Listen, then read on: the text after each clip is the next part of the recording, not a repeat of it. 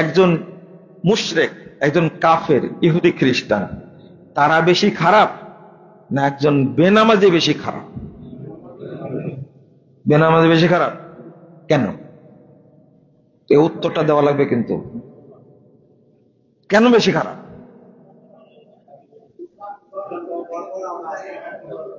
এ উত্তর হলো না, উত্তরটা কানে দিয়ে রাখেন। ইহুদি খ্রিস্টান মুশরিক কাফের তাদেরকে হত্যা করা কি ফরজ? ফরজ না।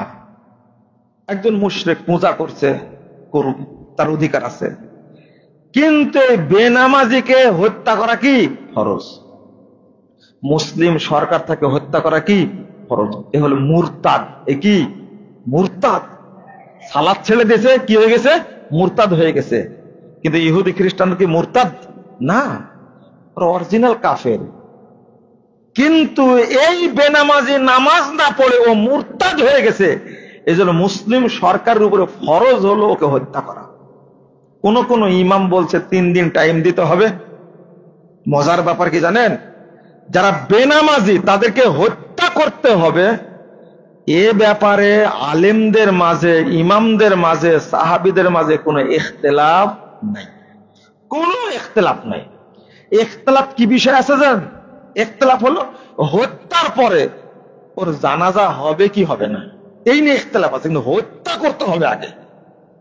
বুঝলেন না মনে হয় কথাটা? বেনামাজিকে হত্যা করতে হবে এটা ফরজ, এখানে কোনো ইখতিলাফ নাই। ইখতিলাফ শুধু কি হজ যেহেতু জারি হয়ে গেছে, এখন ওকে জানাজা পড়া হবে কি হবে না। যারা পাকাপোক্ত ইমাম তারা বলছেন ওর কি জানাজা যাবে না। আর এক শ্রেণীর আলেম বলছেন যেহেতু হাত কার্যকর হয়ে গেছে সুতরাং জানাজা করা যেতে পারে। প্রথম শ্রেণীর আলেমগণ বলছেন না, ও কাফের, হজ জারি করলেও ও এখনো মুসলিম হতে পারেনি। কারণ কি? ওর ঈমান ছিল না। কি কারণে? কি কারণে? সালাত পড়েনি তাই। তাহলে ইহুদি খ্রিস্টান কাফের মুশরিকের চেয়ে খারাপ বেনামাজিরা কেন?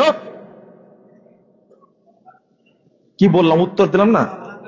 না না না, তারা মুরতাদ। তারা কি? মুরতাদ।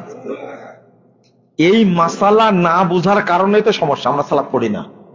সালাত আপনাকে পড়তেই হবে, পড়তেই হবে, বিকল্প কোনো পথ নাই।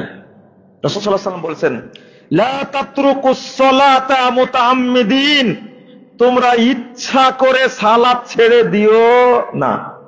ফা ইন্নাহু মান তারাকাস সালাহ মুতাআম্মিদান খারাজা মিনাল মিল্লাহ, যে ব্যক্তি সালাত ছেড়ে দিল সে ইসলাম থেকে বেরিয়ে গেল, সে মুরতাদ হয়ে গেল। এই যে সে মুরতাদ হয়ে গেল, সে মুরতাদ।